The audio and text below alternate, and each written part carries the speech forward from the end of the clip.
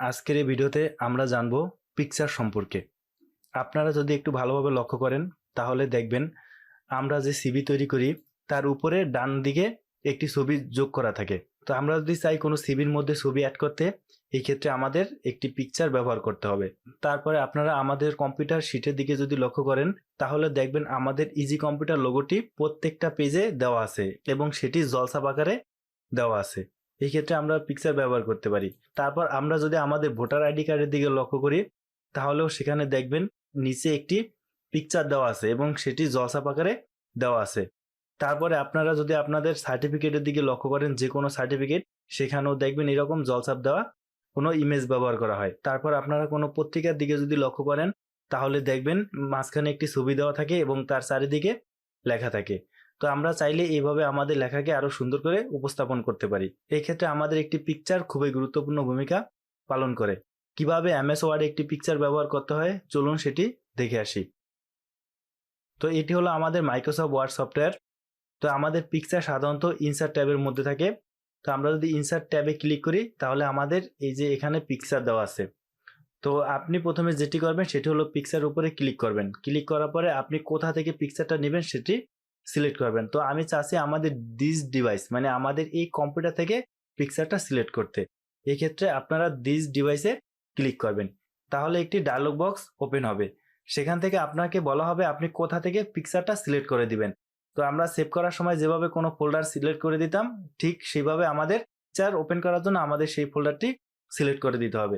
তো আমরা আমাদের কম্পিউটার ডি ড্রাইভের মধ্যে আমরা অনেকগুলো পিকচার রেখেছি। তো আমরা ডি ড্রাইভ সিলেক্ট করলাম। ডি ড্রাইভ সিলেক্ট করার পর আমাদের এখানে ফটো নামে একটি ফোল্ডার দেওয়া আছে। তো ফটো নামের ফোল্ডারে যদি আমি ওপেন করি, ওপেন করার পরে আমাদের কোন ধরনের ফটো দরকার তো এগুলো আমি সুন্দর করে ফোল্ডার অনুযায়ী সাজিয়ে রেখেছি। তো আমি চাচ্ছি একটি বাইকের পিকচার নিতে। তো এই ক্ষেত্রে আমি বাইক ফোল্ডারটি ওপেন করব। ওপেন করার পরে এখানে বাইকের অনেক পিকচার দেওয়া আছে। তো আপনার যেই পিকচারটি পছন্দ হবে সেটি আপনি অ্যাড করবেন। তো আমি চাচ্ছি এই পিকচারটি নেওয়ার জন্য। তো এই পিকচারে ক্লিক করলাম। ক্লিক করার পর ইনসার্টে দেওয়ার সাথে সাথে আমাদের পিকচারটি স্ক্রিনে চলে আসবে। পিকচারে যদি আমরা ক্লিক করি, ক্লিক করার পর এরকম একটি বক্স দেখাবে চারিদিকে। দেখেন আমাদের এই যে যেই পয়েন্টগুলা দেওয়া আছে, গোলাকার যে পয়েন্টগুলা, আপনি চাইলে এই পয়েন্টগুলার কাছে যদি মাউসটা নেন, মাউসটা নেওয়ার পরে আপনি যদি লেফট বাটন চাপ দিয়ে ধরে রাখেন, ধরে রাখার পর আপনি যদি একটু ড্র্যাগ করেন তাহলে দেখবেন আপনার পিকচারের সাইজটা একটু ছোট হয়ে গেছে। তারপরে আপনি যদি এই সাইড থেকে ছোট করতে চান তাহলে কিন্তু আপনার পিকচারটা একদম শেপটা নষ্ট হয়ে যাবে। মানে একটা পিকচার রিয়েল যেভাবে থাকার কথা সে কিন্তু সেভাবে থাকবে না, সে তার শেপটা নষ্ট করে দিবে। তো আপনারা কখনোই এই দিক থেকে কোনো পিকচার এইভাবে টেনে বড় বা ছোট করবেন না। যদি আপনাদের পিকচার ছোট বড় করার প্রয়োজন হয় এই ক্ষেত্রে আপনারা এই যে গোলাকার যে পয়েন্টগুলো আছে এই পয়েন্টগুলো ব্যবহার করবেন। যদি আপনি এই পয়েন্টগুলো ব্যবহার করেন তাহলে আপনার পিকচারটা যতই ছোট বড় করেন না কেন আপনার পিকচারটার শেপটা ঠিক থাকবে। তো আমরা এইভাবে একটু ছোট বড় করে নিলাম। তো এখন দেখেন আমাদের পিকচার অ্যাড হওয়ার সাথে সাথে আমাদের এখানে ফরম্যাট নামে নতুন একটি ট্যাব যুক্ত হয়েছে, যেটি আমাদের এর আগে ছিল না। যদি আপনি পিকচারের বাইরে ক্লিক করেন তাহলে দেখবেন যে ফরম্যাট নামের যে ট্যাবটি সেটি চলে গিয়েছে। তো আবার যদি আপনি এখানে ক্লিক করেন তাহলে দেখবেন ফরম্যাট নামের ট্যাবটি আবার চলে এসেছে। তো আপনারা কখনোই পিকচারের বাইরে ক্লিক করে এই ফরম্যাট ট্যাবটাকে খোঁজাখুঁজির চেষ্টা করবেন না। যদি আপনি এখন দেখেন আমাদের এই ফরম্যাট ট্যাবটা নাই, তো এই ক্ষেত্রে অবশ্যই আপনাকে ভাবতে হবে যে আপনার পিকচারে সিলেক্ট করা নেই। তো এই ক্ষেত্রে আপনি পিকচারের উপর ক্লিক করে নেবেন। তো আমি পিকচারের উপর ক্লিক করার সাথে সাথে আমাদের ফরম্যাট নামে একটি ট্যাব চলে এসেছে। তো দেখেন আমাদের এই যে পিকচারটা আছে এটি চাইলে কিন্তু আমি যে কোনো জায়গায় নিতে পারবো না। এইভাবে আমি লেফট বাটন চাপ দিয়ে ধরে রাখলাম। এখন চাইলে আমি যে কোনো জায়গায় নিতে পারতেছি না। তো এটা অনেকটা লকটের মতো হয়ে আছে। তো আপনি চাচ্ছেন এটা যে কোনো জায়গায় নেওয়ার জন্য। এর জন্য আমাদের যা করতে হবে সেটি হলো সর্বপ্রথম আমাদের ফরম্যাটে ক্লিক করতে হবে। তো ফরম্যাট থেকে আমাদের র‍্যাপ টেক্সট এখানে ক্লিক করতে হবে। এখান থেকে আমরা আপাতত ইন ফ্রন্ট অফ টেক্সট এটিতে ক্লিক করব। তো এটিতে যদি আপনি ক্লিক করেন তাহলে দেখবেন আপনার পিকচারটা আপনি চাইলে যে কোনো জায়গায় মুভ করতে পারবেন। তো আমরা ইন ফ্রন্ট অফ টেক্সটে দিলে কি হয় সেটি আমরা একটু পরে জানতে পারবো। তো আপাতত আপনারা এতটুকু বুঝে রাখেন যে কোনো পিকচার অ্যাড করার পরে আপনাদের প্রথম কাজ হচ্ছে পিকচারটা আপনার প্রয়োজন মতো ছোট বড় করে নেবেন। তারপরে র‍্যাপ টেক্সট আসার পরে ইন ফ্রন্ট অফ টেক্সট দিবেন। এই কাজ দুটো আপনারা প্রথমে করে নেবেন। তারপরে আমাদের দেখেন ফরম্যাটের প্রথম যে অপশনগুলো আছে সেটি হলো আমাদের রিমুভ ব্যাকগ্রাউন্ড। তো আমাদের রিমুভ ব্যাকগ্রাউন্ড আমাদের এই সফটওয়্যারে বেশি ভালো একটা কাজ করে না। রিমুভ ব্যাকগ্রাউন্ডের জন্য আমাদের গ্রাফিক ডিজাইন সফটওয়্যার ইউজ করতে হয়। আপনারা কখনো এখান থেকে রিমুভ ব্যাকগ্রাউন্ড ইউজ করবেন না। তারপরে আছে কারেকশন, তা আসলে অনেকটা ব্রাইটনেস। তো আপনি যদি ব্রাইটনেসে ক্লিক করেন তাহলে দেখবেন আপনার পিকচারের ব্রাইটনেসটা বেড়ে গেছে। তো আমরা জানি আমাদের মোবাইলের যেই ব্রাইটনেস, মোবাইলের ব্রাইটনেস দিলে কি হয়, আমাদের আলোর পরিমাণটা বাড়তে থাকে। তো আমাদের এটার ক্ষেত্রেও সেম। তো আপনি যদি এই ব্রাইটনেসটা দেন তাহলে দেখবেন আপনার ব্রাইটনেসটা বেড়ে গেছে, এইদিকে যদি দেন আপনার এই ব্রাইটনেসটা কমতে থাকবে। তো এটা একটা ব্রাইটনেসের অপশন। তারপরে আছে এখানে আমাদের কালার, এখান থেকে আপনি চাইলে যে কোনো একটি কালার করে নিতে পারবেন। তো আমাদের এখানে কিছু ইফেক্টস দেওয়া আছে, তো আপনি যদি এটিতে ক্লিক করেন তাহলে আপনার এরকম ডিজাইন পরিবর্তন হয়ে যাবে। তো এগুলো আপনি ক্লিক করে দেখতে পারেন যে আসলে কোনটাতে দিলে কিরকম হয়। তারপরে আছে চেঞ্জ পিকচার। চেঞ্জ পিকচারের কাজ কি, আপনি চাচ্ছেন এই পিকচারটার পরিবর্তে অন্য একটি পিকচার আনতে। এই ক্ষেত্রে আপনি এখানে ক্লিক করবেন, ক্লিক করার পর আপনি ফরম ফাইলে ক্লিক করবেন। ফরম ফাইলে ক্লিক করার পর আপনার এখান থেকে যেই বাইকটি পছন্দ হয় আপনি সেটিতে সিলেক্ট করবেন। তো আমি চাচ্ছি এটির পরিবর্তে এটি আনতে, তো আমি এটিতে ক্লিক করার পরে ইনসার্টে দিলাম। তো ইনসার্ট দেওয়ার সাথে সাথে এটি পরিবর্তিত হয়ে নতুনটি চলে আসলো। তো এইভাবে চাইলে আপনি একটি পিকচার পরিবর্তন করতে পারবেন। তারপরে আমাদের এটি আছে রিসেট পিকচার। তো রিসেট পিকচারের কাজ কি, রিসেট পিকচারের কাজ হচ্ছে এই যে আমি পিকচারের যত ইফেক্ট দিলাম, মানে আমি এখান থেকে যে কালার দিলাম, তারপরে আমি এখান থেকে একটা ডিজাইন দিলাম, ইফেক্ট দিলাম, তারপরে আমি এখান থেকে যাই করি না কেন, আমরা যে কোনো যত কমান্ডেই দিই না কেন, দেওয়ার পরে আপনি যদি রিসেটে দেন তাহলে শুরুতে পিকচারটার অরিজিনাল যেই ডিজাইনগুলো ছিল একদম সেরকম হয়ে যাবে। তারপরে আমাদের এখানে দেওয়া আছে পিকচার স্টাইলস। তো পিকচার স্টাইলসের কাজ কি, তো পিকচার স্টাইলসের কাজ হলো আসলে এগুলো এক একটা ফ্রেম। তো আপনি যদি চান এই ফ্রেমগুলো ব্যবহার করতে পারেন। তো এখানে ক্লিক করে দেখবেন যে আসলে কোন ফ্রেমটা দেখতে কিরকম।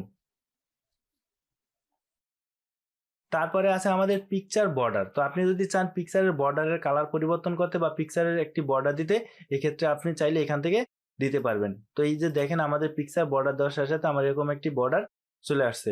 তো আপনি চাইলে এখান থেকে এই পিকচারের বর্ডারটা আরো বিভিন্ন ডিজাইন করে দিতে পারবেন। এই ক্ষেত্রে আপনি ওয়েটে আসলেন, আসার পরে এখান থেকে দেখবেন আপনি চাইলে কিরকম, মানে এই বর্ডারটাকে আপনার কিরকম মোটা দরকার, তো আপনি চাইলে এখান থেকে আপনার মন মতো দিতে পারবেন। তো আমি এরকম দিলাম। তারপরে আমাদের এইদিকে আছে ড্যাশেস, মানে আপনাদের এই বর্ডারটা কিরকম প্রয়োজন আপনি চাইলে এখান থেকে আপনার মন মতো ডিজাইন করে নিতে পারবেন। তারপর আছে পিকচার ইফেক্ট। তো পিকচার ইফেক্টে আসলে অনেক অপশন দেওয়া আছে, এগুলো আপনি এক একটা ক্লিক করে দেখতে পারেন যে কোনটাতে দিলে কি হয়। তো এগুলো আসলে আমাদের ওরকম বোঝার মতো কিছু নাই, এখানে জাস্ট আপনি ক্লিক করে দেখবেন যে কোনটাতে দিলে কিরকম ইফেক্ট পড়তে থাকে। তো এগুলো আপনি একটু টাইম নিয়ে দেখবেন। এরপরে আমাদের পিকচার থেকে এখান থেকে আমাদের একটু পজিশনটা জানা দরকার। তো পজিশনে ক্লিক করবেন, ক্লিক করার পর এটা আমাদের একটি সম্পূর্ণ পেজ। তো আপনারা দেখেন এখান থেকে একটা ম্যাপের মতো দেখাচ্ছে, মানে আমাদের পিকচারটা এইদিকে থাকলে আমাদের সম্পূর্ণ পেজ হচ্ছে এটা, আর পিকচারটা থাকবে এই বরাবর। তো আপনি চাইলে এইভাবে আপনার পিকচারটা পেজের যে কোনো জায়গায় সেট করে দিতে পারবেন। তবে আপনারা কখনোই এই অপশনগুলো ব্যবহার করবেন না। তো আপনাদের যদি পেজের কোথাও পিকচারটা নেওয়ার প্রয়োজন হয়, এক্ষেত্রে আপনি একটি মাউসের মাধ্যমে ড্র্যাগ করে আপনার যেখানে দরকার সেখানে নিয়ে ছেড়ে দিবেন, তাহলে আপনার পিকচারটা সেখানে চলে যাবে। তো আপনার এই পজিশনটা ব্যবহার করার কোনো প্রয়োজন নেই। তারপর আছে র্যাপ টেক্সট। তো র্যাপ টেক্সটটা আমাদের খুবই গুরুত্বপূর্ণ একটি বিষয়, যেটি সম্পর্কে আমাদের একটু ভালোভাবে জানতে হবে। তো আমরা যদি র্যাপ টেক্সটে ক্লিক করি তাহলে দেখবেন আমাদের অনেকগুলো অপশন চলে আসছে। তো এখানে আমাদের প্রথম যে অপশনটি ছিল সেটি হলো আমাদের ইন ফন্ট অফ টেক্সট। তো ইন ফন্ট অফ টেক্সটের মানে কি, ইন ফন্ট অফ টেক্সটের মানে হচ্ছে যে আমাদের পিকচারটা লেখার উপরে থাকবে। তো আমরা একটু দেখি আমাদের যে সিভিটা ছিল, আমরা সিভিটা একটু ওপেন করি। তো এটা হচ্ছে আমাদের একটি সিভি। তো আমরা চাচ্ছি এখানে একটি ফটো অ্যাড করতে। তো আমাদের এই জন্য আমরা যেটি করবো সেটি হলো আমরা ইনসার্টে যাব, ইনসার্ট থেকে পিকচার, পিকচার থেকে দিস ডিভাইস থেকে আমাদের যেই ফোল্ডারে আমাদের পিকচারটা আছে সেখানে যাব, সেখান থেকে আমাদের যেই ফোল্ডারের মধ্যে আছে সেই ফোল্ডারটি আমরা ওপেন করব। তো ওপেন করার পর আমাদের এখানে অনেক ছবি থাকতে পারে। তো আপনার যেই ছবিটি দরকার সেটিতে ক্লিক করবেন, ক্লিক করার পর ইনসার্টে দিবেন। তো ইনসার্ট দেওয়ার পরে আমাদের পিকচারটা এরকম চলে আসবে। তো আমাদের বলছিলাম যে পিকচার আনার পরে প্রথম যেই কাজ সেটি হচ্ছে র্যাপ টেক্সট থেকে আপনারা সবসময় ইন ফন্ট অফ টেক্সট করে দিবেন। তো ইন ফন্ট অফ টেক্সট দেওয়ার সাথে সাথে কি হয়, আপনার পিকচারটা আপনি চাইলে যে কোনো জায়গায় নিতে পারেন। তো আমরা এই যে টেক্সট অ্যাপ থেকে আমরা যে ইন ফন্ট অফ টেক্সট দিলাম, তো আসলে ইন ফন্ট অফ টেক্সটের মানে কি, ইন ফ্রন্ট অফ টেক্সটের মানে হচ্ছে যে আমাদের একটা পেজের উপরে থাকবে পিকচারটা, মানে কোনো লেখার উপরে, একটা পেজে যেই লেখা আছে লেখার উপরে থাকবে আমাদের পিকচার। তো দেখেন আমরা এখানে ইন ফ্রন্ট অফ টেক্সটে দিলাম, দেওয়ার পরে দেখেন আমরা পিকচারটা যদি লেখার উপরে নেই তাহলে আমাদের পিকচারটা আছে লেখার উপরে। যদি এই অবস্থায় থাকে তাহলে দেখবেন আমাদের লেখাগুলো বোঝা যাচ্ছে না। তো আমরা ইন ফ্রন্ট অফ টেক্সট তখনই ব্যবহার করব যে আমরা যেই পিকচারটা যেখানে ব্যবহার করব সেখানে অবশ্যই ফাঁকা জায়গা থাকতে হবে। যদি সেখানে ফাঁকা জায়গা থাকে তাহলে আমরা ইন ফ্রন্ট অফ টেক্সট ব্যবহার করব, নতুবা আমাদের অন্য কোনো অপশন ব্যবহার করতে হবে। তো আপনারা যদি একটি সিভিতে লক্ষ্য করেন তাহলে দেখবেন পিকচারটি সাধারণত আমাদের ডান দিকে এই কর্নারে থাকে, এই বরাবর থাকে। তো যেহেতু আমাদের এই দিকে ফাঁকা আছে, এই ক্ষেত্রে অবশ্যই আমরা র্যাপ টেক্সট থেকে ইন ফ্রন্ট অফ টেক্সট ব্যবহার করব। তো এটা ছিল আমাদের ইন ফ্রন্ট অফ টেক্সটের কাজ। আশা করি এটি সবাই বুঝতে পারছেন। তারপরে আমাদের যেটি আছে সেটি হলো বিহাইন্ড দ্য টেক্সট। তো বিহাইন্ড দ্য টেক্সটের মানে কি? বিহাইন্ড দ্য টেক্সটের মানে হচ্ছে আমাদের লেখার পিছনে পিকচারটা থাকবে। তো আমরা যদি এই পিকচারটা এখন এই দিকে টেনে ছেড়ে দেই তাহলে দেখবেন আমাদের লেখা আছে উপরে আর পিকচারটা আছে নিচে। তো এখন দেখেন আমাদের এই যে পিকচারটা যেহেতু লেখার নিচে আছে, এখন আমাদের লেখাও ভালোভাবে বোঝা যাচ্ছে না, আমাদের পিকচারটাও ভালোভাবে বোঝা যাচ্ছে না। এই ক্ষেত্রে আমাদের যেটি করতে পারি সেটি হলো হয় লেখাকে একটু অস্পষ্ট করে দিতে হবে অথবা আমাদের পিকচারটিকে একটু অস্পষ্ট করে দিতে হবে। যেহেতু আমাদের পিকচারটা এখানে বেশি একটা গুরুত্বপূর্ণ না, আমাদের মূল বিষয় হচ্ছে লেখাগুলো, এই ক্ষেত্রে আমরা পিকচারটাকে একটু ঘোলা করে দিব, যেটা আমরা ওয়াশ আউট বলতে পারি। তো ওয়াশ আউট দেওয়ার জন্য যে কাজটি করতে হবে সেটি হলো আমাদের প্রথমে পিকচারটা সিলেক্ট করব, সিলেক্ট করার পর আমাদের এই যে কালার অপশন আছে এইখান থেকে আমাদের এইদিকে অনেকগুলো অপশন আছে, সেখান থেকে আপনারা এই যে ওয়াশ আউট যে অপশনটা আছে এটিতে ক্লিক করবেন। যদি এটিতে ক্লিক করেন তাহলে দেখবেন এটি ওয়াশ আউট হয়ে গেছে। যদি আপনারা আমাদের কম্পিউটার শিটের দিকে লক্ষ্য করেন তাহলে দেখবেন আমাদের প্রতিষ্ঠানের একটি লোগো এভাবে ব্যবহার করা হয়েছে। তো আশা করি সবাই বিহাইন্ড দ্য টেক্সটের ব্যবহারটি বুঝতে পেরেছেন। তারপরে যেটি আছে সেটি হলো আমাদের স্কোয়ার।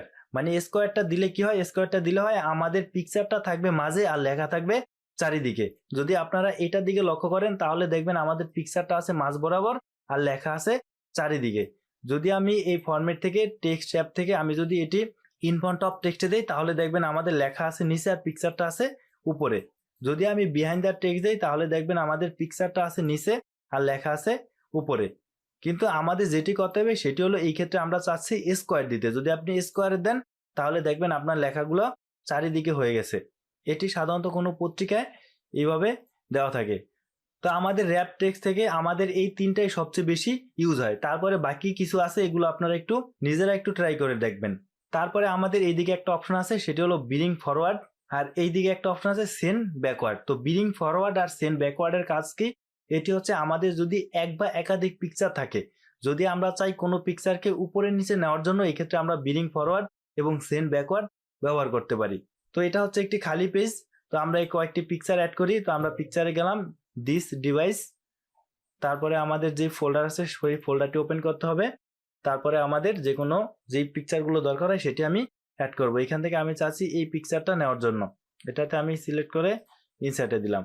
তো এইখানে আমাদের একটি পিকচার আছে। তো এই পিকচারটা আনার পরে বলছিলাম আমাদের প্রথম যে কাজ সেটি হলো র্যাপ টেক্সট থেকে ইন ফ্রন্ট অফ টেক্সট আমরা করে দিব। তারপরে আমি আরেকটা পিকচার অ্যাড করতে চাচ্ছি এখানে, এই জন্য আবার পিকচার দিস ডিভাইস,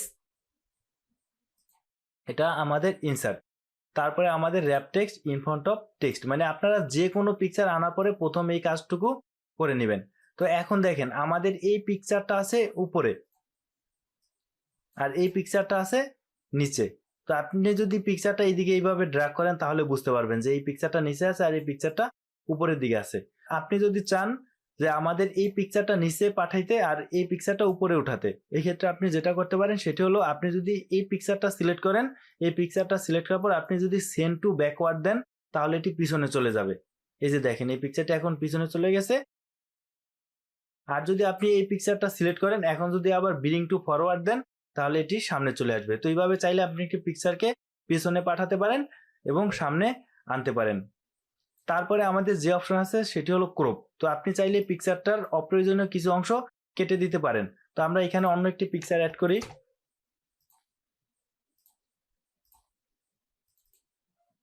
তো আমরা এই পিকচারটি অ্যাড করলাম। তো আমি চাচ্ছি এখান থেকে কিছু অংশ কেটে দিতে। এই ক্ষেত্রে আপনারা ক্রপে ক্লিক করবেন। ক্রপে ক্লিক করার পরে এইভাবে ড্র্যাগ করে আপনার মন মতো অংশটুকু রাখতে পারবেন আর অপ্রয়োজনীয় অংশগুলো কেটে দিতে পারবেন। তো এটি হচ্ছে আমাদের ক্রপের কাজ। তারপরে আপনি যদি ক্রপের এখানে ক্লিক করেন তাহলে দেখবেন এখানে ক্রপ টু শেপ লেখা আছে। তো এখানে যদি আপনি ক্লিক করেন তাহলে একটি ডায়লগ বক্স ওপেন হবে, সেখানে দেখবেন বিভিন্ন রকম শেপ দেওয়া আছে। তো আপনি চাইলে আপনার পিকচারটিকে এখান থেকে যে কোনো একটি শেপে রূপান্তর করতে পারবেন। তো এই জন্য আপনি এখান থেকে যে শেপের উপর ক্লিক করবেন তাহলে দেখবেন আপনার পিকচারটি ওই শেপে হয়ে যাবে। তো এখান থেকে আমি এটাতে ক্লিক করলাম। তো এই তো দেখেন যে আমাদের পিকচারটা এরকম একটি শেপে কনভার্ট হয়ে গেছে। তো আপনি চাইলে এখান থেকে আপনার মন মতো যে কোনো একটি শেপ ইউজ করতে পারেন। তো এভাবে শেপ ইউজ করে আপনি চাইলে আপনার পিকচারকে একটি ডিজাইন দিতে পারবেন। আশা করি সবাই পিকচার সম্পর্কে একটি ধারণা পেয়েছেন। তো আমাদের পিকচারের ক্ষেত্রে আমাদের সর্বপ্রথম যে বিষয়টি মনে রাখতে হবে সেটি হলো প্রথমে আমাদের ইনসার্টে আসতে হবে, ইনসার্ট থেকে পিকচার, পিকচার থেকে দিস ডিভাইস, তারপরে আমাদের পিকচার যেখানে আছে সেখানে যাবেন, যাওয়ার পরে পিকচারটা ওপেন করবেন। ওপেন করার পরেই আমাদের প্রথম কাজ হচ্ছে এটাকে রিসাইজ করা। রিসাইজ মানে কি, যে আমাদের প্রয়োজন মতো ছোট বড় করা। তারপরে যে কাজ সেটি হলো টেক্সট অ্যাপ থেকে ইন ফ্রন্ট অফ টেক্সট, এই কাজটি আপনারা মাস্ট করবেন। তো এটি করলে আপনারা চাইলে আপনাদের পিকচার যে কোনো জায়গায় নিতে পারবেন। তো আপনারা যদি এতটুকু বুঝতে পারেন, আশা করি আপনারা যে কোনো ধরনের পিকচার মাইক্রোসফট ওয়ার্ডে ব্যবহার করতে পারবেন।